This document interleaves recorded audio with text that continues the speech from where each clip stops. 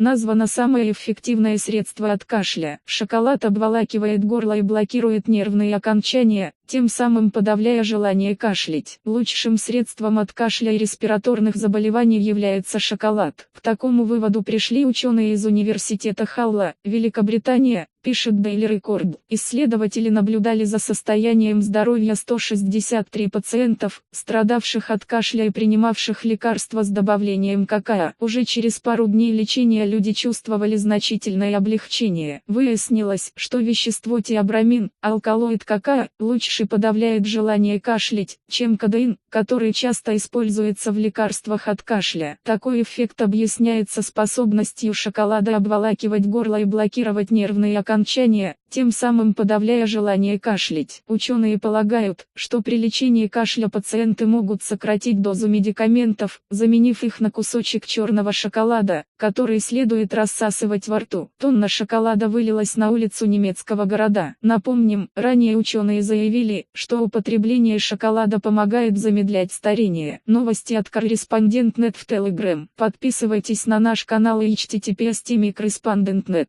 По материалам сайта Newsgro.com.